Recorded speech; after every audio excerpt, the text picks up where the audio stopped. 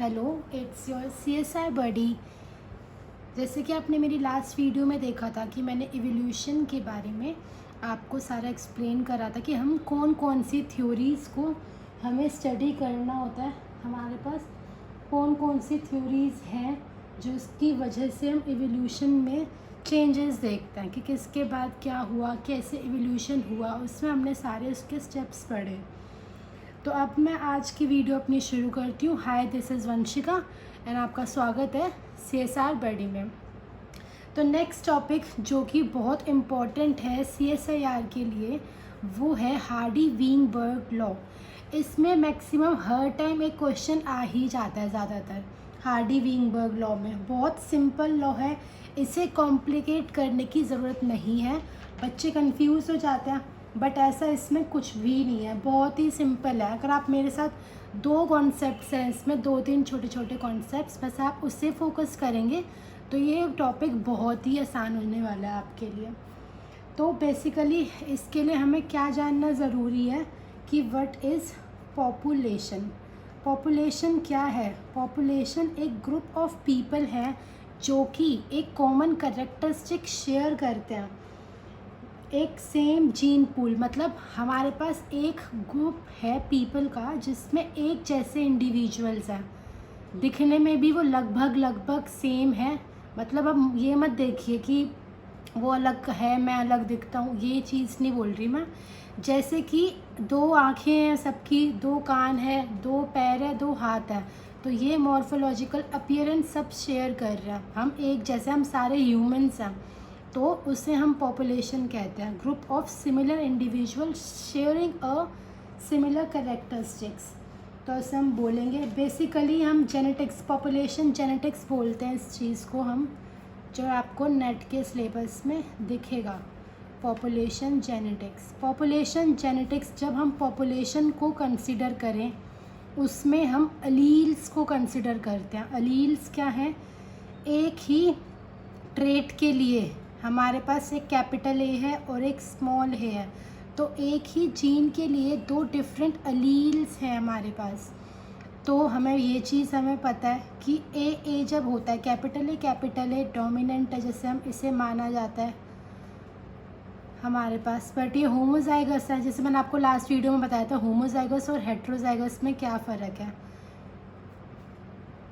तो आप प्लीज़, अगर आपने वॉच नहीं किया और ये चैनल अभी तक सब्सक्राइब नहीं किया है तो आप इस चैनल को सब्सक्राइब करें, योर CSI बडी, जिसमें मैं आपको वीडियोस अपलोड करती रहूँगी CSI नेट के प्रिपरेशन के लिए, लाइफ साइंस स्ट्रीम के लिए। तो हमने इसमें क्या देखा, ये हमारा हेट्रोजाइगस है और ये होमोजाइगस रिसेसिव है। तो हमें क्या करना है पॉपुलेशन जेनेटिक्स में? हमें डिफरेंट अलील्स की फ्रीक्वेंसी कैलकुलेट करनी है। मतलब हमसे क्या पूछा जाता है यहाँ पर, मेन क्या पूछा जाएगा कि ए की फ्रीक्वेंसी क्या है, स्मॉल ए की फ्रीक्वेंसी क्या है, अच्छा होमोजाइगस की फ्रीक्वेंसी क्या है, ओके हेट्रोजाइगस की फ्रीक्वेंसी क्या है। तो हमसे क्वेश्चन में ये पूछा जाता है और हमें इसके एस्पेक्ट में आंसर देना होता है अपना। तो बेसिकली सिंपल सा एक आप क्वेश्चन देखिए, इससे क्वेश्चन से ही अच्छे से समझा जा सकता है। थ्योरेटिकल पार्ट इसमें नहीं पूछा जाता, दो तीन थ्योरी में पार्ट्स हैं, वो मैं आपको बीच में वीडियो के साथ साथ एक्सप्लेन कर दूँगी। तो इसमें क्या है, पहले से आप एक क्वेश्चन लीजिए। क्वेश्चन में क्या करना है, कंसिडर करें एक एग्जाम्पल को जिसमें हमने ए कैपिटल और एक स्मॉल ए का डिस्ट्रीब्यूशन देखा 200 पर्सनस के अंदर। टोटल पर्सन कितने हैं? 200, जिसमें हमने बोला कि जो ए है वो है 114, ए और कैपिटल स्मॉल ए है 76 और स्मॉल ए है 10। तो अब हमसे पूछा जाता है फ्रीक्वेंसी ऑफ कैपिटल ए क्या होगा। तो फ्रीक्वेंसी आप, ये तो टोटल है तो 114 लिखिए। अब अगर आप देखें तो ये कहाँ दिख रहा है आपको, कैपिटल ए मुझे तो यहाँ दिख रहा है, बट इसके साथ स्मॉल ए भी। अब आपको डिफ़िकल्टी हो जाएगी भैया इसमें से कैसे सेपरेट करें। तो हमेशा याद रखें कि जो ये नंबर है ना, ये इन दोनों के लिए हमेशा बराबर होता है। मतलब 76 का हाफ़ करेंगे आप, अगर 76 का हाफ़ हमने यहाँ पर कर दिया, दैट इज़ 76/2। जो हमारा 76/2 हो गया है, तो हमें पता है 38। तो हमें पता है कि जो ये है ये 38 है और ये भी 38 है, तो हम यहाँ पर लिख सकते हैं 38 अपॉन, हमें टोटल पता था, हमने स्टार्टिंग में ही बोला था कि टोटल क्या है 200 है हमारे पास, तो ये हो गया 208 152 अपॉन 200, तो ये हो गया 0.76। तो आपको रेशियो पता चल गया, मतलब आपको फ्रीक्वेंसी पता चल गई इसकी। अब हमें ये भी हमेशा पता होता है, इसमें एक ही फॉर्मूला है जो कि है p² + q² + 2pq = p+q का होल स्क्वायर। ये आपने पढ़ा होगा मैथमेटिक्स में 10th में। इसकी वैल्यू हमेशा 1 होती है, साथ ही साथ p+q की फ्रीक्वेंसी भी 1 होती है। तो अगर आपके पास यहाँ पर एक ही फ्रीक्वेंसी आ जाती है, आप एक कोई भी इससे मतलब डेजिग्नेट कर सकते हैं, p को आप a ले लीजिए और q को स्मॉल a ले लीजिए। तो हम क्या कर सकते हैं, q की निकाल सकते हैं 1 - 0.76, तो आपके पास कितना आ जाएगा 0.24। q मतलब यहाँ पर स्मॉल a से है, तो हमने यहाँ पर सिंपली क्या कर लिया, फ्रीक्वेंसीज निकाल ली। सिंपल कुछ नहीं करना, जो कैपिटल ए डबल ए की वैल्यू दी गई है उसमें से आपने उसकी पूरी वैल्यू ली, क्योंकि दोनों एलील सेम इससे डेजिग्नेट कर रहे थे नंबर को, बट कैपिटल ए स्मॉल ए में हाफ नंबर आपको लेने हैं, 76 का हाफ, और इन दोनों को, तो जो भी हमारा है फ्रीक्वेंसी ऑफ ए हमें निकालनी है, तो टोटल ऑफ ए कितना ए है हमारे पास, और अपॉन टोटल जो ऑफस्प्रिंग की गिवन है हमें, ये कितने हैं टोटल हमारे पास 200 है। तो हम उससे क्या कर सकते हैं, ए की भी फ्रीक्वेंसी निकाल सकते हैं, साथ ही स्मॉल ए की भी फ्रीक्वेंसी निकाल सकते हैं। ठीक है, यहाँ तक कोई डाउट हो तो आप मुझसे कमेंट सेक्शन में पूछ सकते हैं, कभी भी कमेंट करके मैं आपको आंसर देने का पूरी ट्राई करूँगी कि I should give you answer about it. So the next question we should carry forward is, इसमें जो सेकंड टाइप का क्वेश्चन आता है वो होता है कि हमसे फ्रीक्वेंसी पूछी जाती है, ये बोला जाएगा हमें हेट्रोजाइगस की फ्रीक्वेंसी निकाली है। अब आपके पास ए की भी फ्रीक्वेंसी हो गई है, यहाँ पर आपने कैलकुलेट करा ना, अभी ए की फ्रीक्वेंसी करी और स्मॉल ए की फ्रीक्वेंसी करी कैलकुलेट, तो आपने ये दोनों फ्रीक्वेंसीज कैलकुलेट कर लिया। तो आपको अगर हेट्रोजाइगस की पूछी जाती है आपसे फ्रीक्वेंसी, तो आपके पास इस फॉर्मूले को कभी मत भूलें, ये एक बिल्कुल बेस्ट चीज़ है जो कभी भूलनी नहीं है आपको।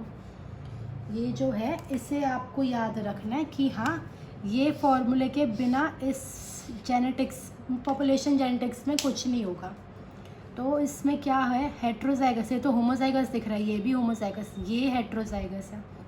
तो आपको समझ आ गया 2pq जो होती है ये फ्रीक्वेंसी होगी हेट्रोजाइगस की।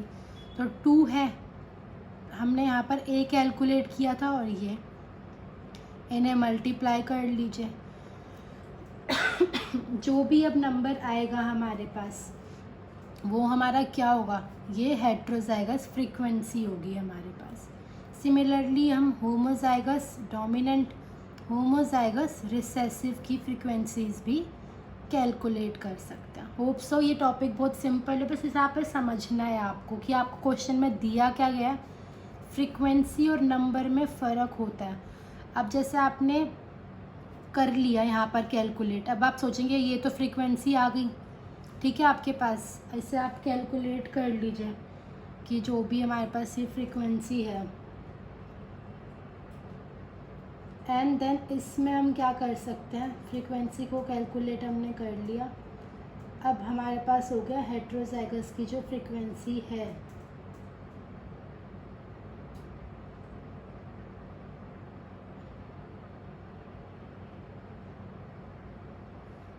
आपने कैलकुलेट कर लिया। इसमें हमने क्या करा,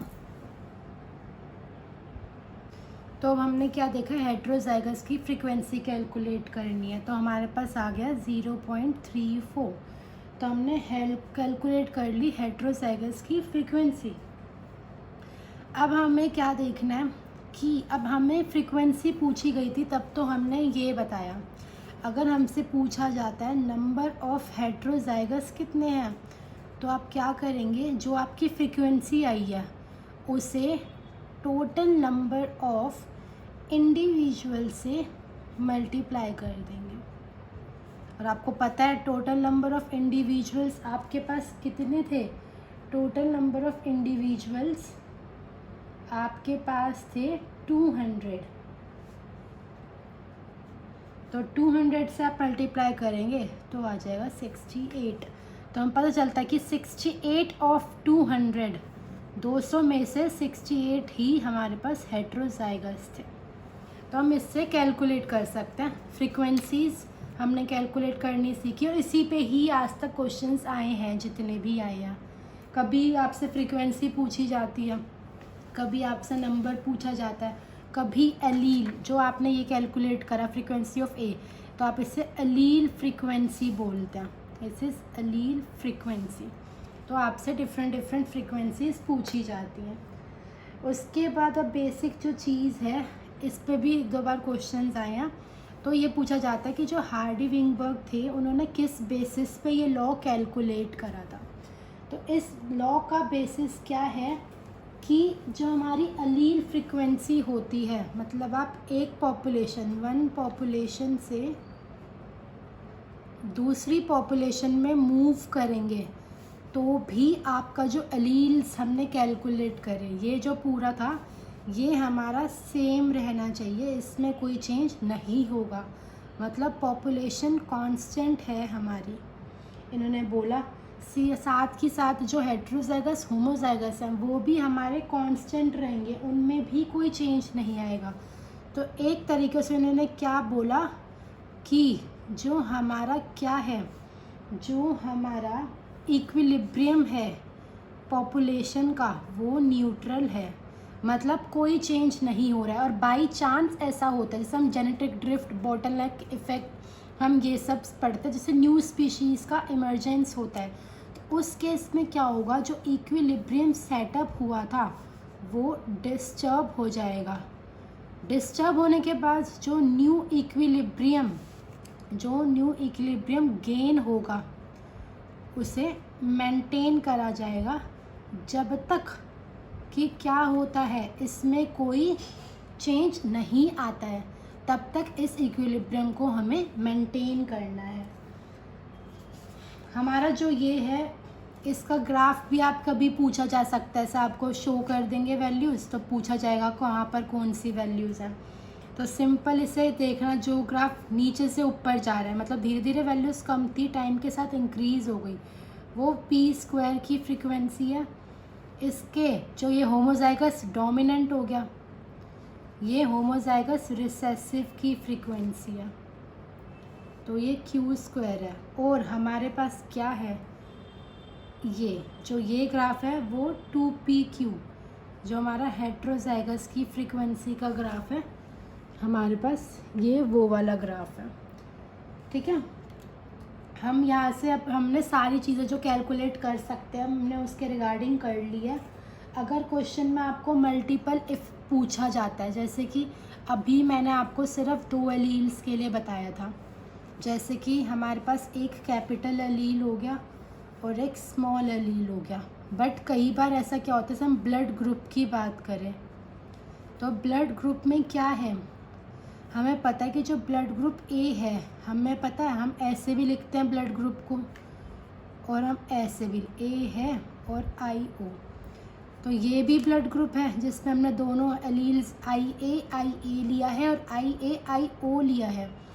अब हमें क्या करना पड़ेगा, हमें ए के लिए भी कैलकुलेट करनी पड़ेगी, अब ए और IO दोनों के लिए भी कैलकुलेट, और ये हमें दिख रहा है ये हेट्रोजाइगस है, तो इसकी फ्रीक्वेंसी 2pq से कैलकुलेट होगी और इसका p² से कैलकुलेट होगी। तो हम यहाँ से क्या कर सकते हैं, कैलकुलेट कर सकते हैं। और इस केस में क्या हुआ, हमारे पास ऐसी B, अगर हम ब्लड ग्रुप की बात करते हैं तो हमें A + B + C का होल क्यूब का फॉर्मूला लगाना पड़ेगा, जो कि है A³ + B³ + C³ + 3A² B 3B² C + 3C² A। तो हमारे पास क्या है, हमारे पास ये फॉर्मूला है इसमें हम कैलकुलेट, अगर हम 3 एलील्स की बात कर रहे हैं तो हमें ये देखना पड़ेगा। अगर हमारे पास 4 हैं 4 तरीके से, तो हम 4 के लिए कैलकुलेट करेंगे। और यहाँ पर क्योंकि हम 2 ही फॉर्म्स में देख सकते हैं ब्लड ग्रुप को, या तो ब्लड ग्रुप ए होगा या बी होगा, या फिर कोई भी एलील नहीं होगा, और दोनों होंगे तो ए बी ब्लड ग्रुप होगा। तो हमारे पास हो गया ए बी एंड सी, हमारे पास 3 ही हैं। और हर एक एलील को या तो हम ए लिख सकते हैं या ए सिर्फ 2 फॉर्म्स में लिख पा रहे हैं ना, तो इसकी पावर इसलिए 2 हो जाएगी। बट अगर इसी केस में क्या होता, हम आई ए ऐसे हम इसे 3 बार लिखते, तो उस केस में क्या होता, हमें पूरे फॉर्मूले का हर एक एलील का क्यूब करना पड़ता। ठीक है, मे बी आपको समझ आया हो। तो हमने देखा कि हमारा कैसे है ए बी और क्यू, मतलब जितने भी एलील्स होंगे उसके रिगार्डिंग हम इसे स्टडी कर सकते हैं। बस इसमें थोड़ा सा जो चेंज आता है वो सेक्स लिंक्ड इनहेरिटेंस में आता है। सेक्स लिंक्ड कैरेक्टर्स में क्या होता है, जो सेक्स लिंक कैरेक्टर्स हैं हमारे पास, अब हम एक पास मेल है और हमारे पास फीमेल है। तो मेल्स में क्या होता है हमारे पास, जैसे कि कोई भी कैरेक्टर अगर एक्स कैरी कर रहा है तो या तो वो कैरी ऐसे कर रहा होगा या ऐसे। फीमेल्स जो भी कैरेक्टर कैरी कर रही हैं वो दोनों उस पर कैरी करती है, दोनों एक्स के पास वो कैरेक्टर है, बट वाई वो कैरेक्टर कैरी नहीं कर रहा है। तो इस केस में ये पी की वैल्यू हुई, ये क्यू की वैल्यू हुई। आप 2pq यहाँ से कैलकुलेट कर सकते हैं, और इसका स्क्वायर आपको खुद करना पड़ेगा, इसके साथ ये कैलकुलेट नहीं। पर एक ये p हो गया, एक p हो गया, तो ये p स्क्वायर हो गया, और एक ये q हो गया और एक q हो गया, तो ये q स्क्वायर हो गया। तो हम यहाँ से ये डिफरेंस आ जाता है। जैसे कि आप एक क्वेश्चन लें कि हमें क्वेश्चन में गिवन है कि जो रिसेसिव एलील है एक्स लिंक्ड डिसीज़ की, उसका फ्रीक्वेंसी क्या है, मतलब रिसेसिव एलील की फ्रीक्वेंसी दी है हमें 0.02, और हमसे पूछा गया है डिसीज्ड इंडिविजुअल कितने हैं। तो हम इससे कैलकुलेट कर सकते हैं। हमें पता है फीमेल्स के पास दोनों एलील्स होने ज़रूरी हैं। अगर एक एलील होता है फीमेल के पास तो हमने पढ़ा है जेनेटिक्स में कि वो कैरियर होती है, और डिसीज़ होने के लिए क्या है, दोनों एलील्स होने ज़रूरी हैं ये वाले। तो आप कैलकुलेट कर सकते हैं 0.02 इंटू 0.02 विच इज़ 0.0004।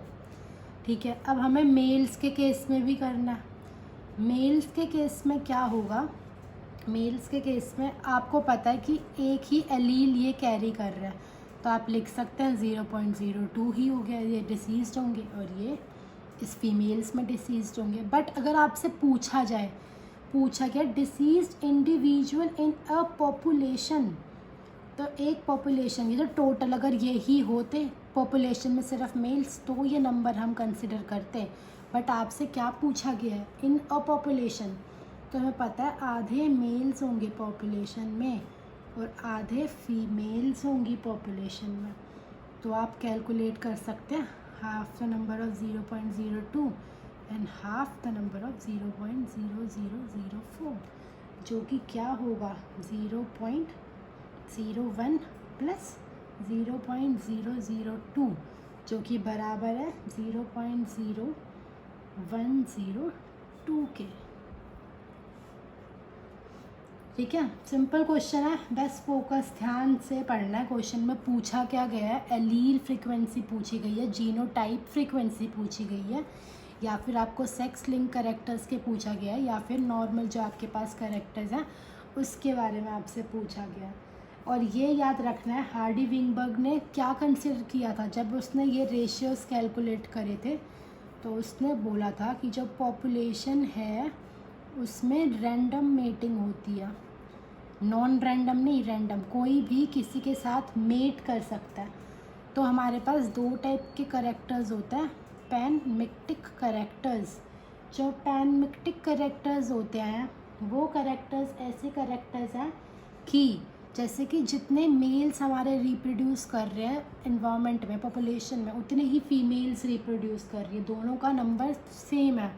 फिर हमारे पास दूसरा जो चीज़ आती है वो है असॉर्टिव मेटिंग। असॉर्टिव में हमारे पास पॉजिटिव हो सकती है, नेगेटिव हो सकती है। पॉजिटिव जो उतने हमारे पास, जैसे हमारे पास टॉल है तो वो टॉल से शादी करेगा, और हमारे पास स्मॉल है पर वो कर टॉल से रहे, तो करेक्टर्स सेम नहीं है, डिफरेंट करेक्टर्स हैं, तो ये नेगेटिव हो जाती है। और ये वाला केस पॉजिटिव। जब सेम करेक्टर्स हों, दोनों मिलते जुलते करेक्टर्स में मेट करें तो वो पॉजिटिव, वरना नेगेटिव। हमारे पास इसमें कोई भी नेचुरल सिलेक्शन को उन्होंने नहीं पूछा, मतलब स्टडी किया था, कोई म्यूटेशन नहीं हुई थी। हमने अभी पीछे पढ़ा कि जो हमारे इन वो थी पॉपुलेशन वो कांस्टेंट थी, कोई उसमें चेंजेस नहीं हुए थे, और पॉपुलेशन साइज़ जो था वो कांस्टेंट था। अब हमारे पास दो चीज़ें आती हैं इसमें। तो हमारे पास जो पहली चीज़ है उसमें हमने क्या देखा कि चेंजेस कैसे आ सकते हैं। तो हमने पढ़ा कि हमारे पास क्या है, बोटलनेक इफ़ेक्ट हो सकता है हमारे पास। कि बोटलनेक इफ़ेक्ट में क्या होता है, दो इफ़ेक्ट्स हम स्टडी करते हैं। एक होता है बोटलनेक इफ़ेक्ट, दूसरा हमारे पास है फाउंडर इफ़ेक्ट। फाउंडर मतलब हम स्टडी करें तो फाउंडर में क्या होता है कि जो हमारी पॉपुलेशन है, इस पॉपुलेशन में से क्या होता है, कुछ इंडिविजुअल्स गलती से कहीं और किसी आइलैंड पे चले गए थे। अब उस आइलैंड पे जो रिसोर्सेज थे वो बिल्कुल डिफरेंट थे जो कि पहली वाली सिचुएशन पे थे। तो उसमें क्या हुआ, एक जगह से दूसरी जगह जाने की वजह से जो कैरेक्टर्स थे वो उनके डिफ़र कर गए, तो उसकी वजह से एक न्यू स्पीशीज़ का इवोल्यूशन हुआ। तो हमारी एक न्यू स्पीशीज़ इवॉल्व हुई, तो हमने क्या करा, हमने एक न्यू स्पीशीज़ को फाउंड करा। बॉटलनेक इफ़ेक्ट में क्या होता है, हम अगर ऐसा कंसिडर करते हैं कि हमारे पास एक बॉटल थी जिसका माउथ जो है बॉटल का वो बहुत ही छोटा है, तो हमारे पास बहुत सारे इंडिविजुअल्स थे स्टार्टिंग में। बट ऐसा होता है कोई नेचुरल कैलेमिटी आ जाती है, नेचुरल कैलेमिटी आने की वजह से क्या होता है, सारे तो नहीं बट कुछ एक दो इंडिविजुअल्स बच गए। जब एक दो तीन चार, मतलब हमारे पास दो तीन इंडिविजुअल्स जो बचे, उन्हों की पॉपुलेशन हमारी सिर्फ इंक्रीज़ हुई। अब करेक्टर्स बदल गए और उन्हें जिस करेक्टर ने उन्हें हेल्प करा था उस सिचुएशन में रहने के लिए, सिर्फ उसी का नंबर इंक्रीज़ हो रहा है। तो अब हमने पढ़ा बॉटलनेक इफ़ेक्ट। अब जो बचे हैं ये भी एक न्यू स्पीशीज़ का एवोल्यूशन करेंगे। हमेशा ये याद रखना, एक न्यू स्पीशीज़ कब इवॉल्व होती है, जबकि कोई कैलेमिटी आती है, कोई म्यूटेशन होता है और उससे हम सरवाइव कर जाते हैं, या फिर न्यू स्पीशीज़ ऐसे इवॉल्व हो रही हैं। दूसरा, जब हमारे पास जो आसपास स्पीशीज़ है तो हमारे आसपास डॉग्स भी, कैट्स भी, बट हम सिर्फ जो मेटिंग कर सकते हैं वो सिर्फ ह्यूमंस टू ह्यूमंस हो सकती है। तो एक न्यू स्पीशीज़ का इवोल्यूशन, ये लाइन बहुत इंपॉर्टेंट है, इसे लिख लें आप एक जगह पे। तो जो न्यू स्पीशीज़ होती है वो तभी इवॉल्व होती है जब हमारी जो साथ की नेबरिंग स्पीशीज़ हैं वो रिप्रोडक्टिवली आइसोलेटेड हो जाती हैं उन स्पीशीज़ से। ठीक है, तो रिप्रोडक्टिव आइसोलेशन बहुत इंपॉर्टेंट पॉइंट है, इसे आप रिमेंबर, इसे याद रखें, इसे ना भूलें। ठीक है, उसके बाद हमारे पास दो टॉपिक्स हैं इसमें ही जिस पे कभी कभी न्यूमेरिकल आ जाता है। एक तो हमारे पास है कि अगर हमारे पास वो इन ब्रीडिंग होती है, इन ब्रीडिंग में दो चीज़ें होती हैं, एलोजाइगस और ऑटोजाइगस। इन ब्रीडिंग और आउट ब्रीडिंग। इन ब्रीडिंग जब हम एक छोटी सी स्पेस थी, उसी स्पेस में उसी इंडिविजुअल्स के साथ बार बार रिप्रोड्यूस कर रहे हैं, तो क्या होगा, होमोजाइगस का जो नंबर होगा वो इंक्रीज़ कर जाएगा, हेट्रोजाइगोसिटी डिक्रीज़ कर जाएगी, और क्या होगा, इन ब्रीडिंग डिप्रेशन हो जाएगा। इन ब्रीडिंग डिप्रेशन में क्या होता है कि जो वहाँ के नेटिव्स होंगे उनका नंबर बहुत ही डिक्रीज़ हो जाता है। तो इन ब्रीडिंग डिप्रेशन में हम वो स्टडी करते हैं। कि इन ब्रीडिंग डिप्रेशन की होमोजाइगस का नंबर अब सिर्फ इंक्रीज़ है। डिप्रेशन कैसे हो रहा है? क्योंकि अब कुछ उनमें न्यू नहीं आ रहा है। अगर आप एक ही इंडिविजुअल्स में होमोजाइगसली डिवाइड कर रहे हैं, रेप्लिकेट कर मतलब रिप्रोड्यूस कर रहे हैं, तो जो भी हमारे नेगेटिव करेक्टर्स थे वो तो आगे फॉरवर्ड होते चले जाएंगे और पॉजिटिव करेक्टर का कोई फ़र्क नहीं पड़ेगा उस केस में, क्योंकि कुछ है ही नहीं। और वही जो गलत ख़राब करेक्टर्स थे वही पॉपुलेशन कैरी करी जा रही है, मूव करी जा रही है, कैरी करी जा रही है, मूव करी जा रही है। तो इनब्रीडिंग डिप्रेशन उसे कहते हैं, जो कि किससे आता है? इनब्रीडिंग से। आउटब्रीडिंग जब हम दूसरी ब्रीड्स के साथ रिप्रोड्यूस करते हैं, न्यू हमारा क्या होता है? एक न्यू हमारा काइमेरा बनता है। काइमेरा क्या होता है? एक हाइब्रिड प्रोडक्ट बोल सकते हैं आप, उसे हम काइमेरा बोलते हैं। तो आउटब्रीडिंग से क्या होता है? हम दूसरी स्पीशीज़ के साथ रिप्रोड्यूस करते हैं। एलोजाइगस और ऑटोजाइगस में क्या है? जो एलोजाइगस है, एलो मीन्स डिफरेंट, मतलब एक एलील हमारा डिफरेंट पेरेंट से आया, दूसरा एलील डिफरेंट पेरेंट से आया। बट ऑटोजाइगस जो दो एलील्स वो कैरी कर रहा है, वो दोनों एलील्स दोनों टाइम पे इसी पे से ही कैरी हो रहे हैं। मतलब जो कैरी कर रहा है उन एलील्स को, वो यही कैरी, मतलब दोनों एलील्स उसने जो कैरी करे वो सेम पेरेंट से आए, तो उसे हम बोल सकते हैं ऑटोजाइगस। और हमसे कई बार एक क्वेश्चन पूछा जाता है, हेट्रोजाइगस की फ्रीक्वेंसी निकाली जाती है। तो हेट्रोजाइगस अगर आपको दी गया है 1 - 2n × h, जो हेट्रोजाइगस की फ्रीक्वेंसी हमसे पूछी जाती है, उसमें हमने क्या देखा कि हमें पूछा गया है दूसरी स्टेज में कितने हेट्रोजाइगस होंगे। तो 1/2n, n हमारा क्या है? कौन सी स्टेज में पूछा गया है, मतलब उन्होंने बोला कि थर्ड जनरेशन में कितने हेट्रोजाइगस होंगे। अगर पहले जनरेशन में इतने हेट्रोजाइगस थे, तो पहले के हेट्रोजाइगस इनिशियल जो थे, फिर कौन सी जनरेशन की बात करी गई है, तो हम इससे कैलकुलेट कर सकते हैं number of heterozygous. Genetic drift से क्या होता है? हमारा नंबर में इंक्रीज़ और डिक्रीज़ होता है, और उससे हम क्या कर सकते हैं? इंडिविजुअल का नंबर में इंक्रीज़ भी हो रहा है और कुछ में डिक्रीज़ हो रहा है। तो जेनेटिक ड्रिफ्ट से क्या होता है? हेट्रोजाइगस जो होते हैं वो डिक्रीज़ कर जाते हैं, बट होमोजाइगस का नंबर जो होता है वो जेनेटिक ड्रिफ्ट की वजह से इंक्रीज़ कर जाता है। ये पेरेंटल ही हैं जो आगे आगे डिवाइड कर रहे हैं। एक इफ़ेक्टिव पॉपुलेशन साइज़ क्या होता है? इफ़ेक्टिव पॉपुलेशन साइज़ वो पॉपुलेशन साइज़ होता है जिसकी वजह से चेंज आया था। मतलब जैसे कि हमारे पास, आप कंसिडर करें आपके पास 100 इंडिविजुअल्स थे, बट उसमें से 50 ऐसे हैं जिनके होने ना होने से कोई फ़र्क नहीं पड़ा, बट 50 ऐसे हैं जिन्होंने कोई चेंज करके दिखाया सोसाइटी में, आप ऐसा समझ लीजिए। तो जो इफ़ेक्टिव साइज़, तो हम उसी को कंसिडर करेंगे ना, जो हमारा ये 50 है। तो हमने क्या देखा कि हाँ ये जो इफ़ेक्टिव है, तो हमसे पूछा जाए तो नंबर ऑफ़ इफ़ेक्टिव पॉपुलेशन बराबर है 4 × number of males × number of females upon number of males plus number of females. आपको नंबर ऑफ़ मेल्स और फीमेल्स क्वेश्चन में गिवन होंगे, सिर्फ आपको इफ़ेक्टिव साइज़ जो है पॉपुलेशन का वो कैलकुलेट करना है। और हमारे पास ये जो टॉपिक्स हैं इसमें आप ये स्टडी कर सकते हैं।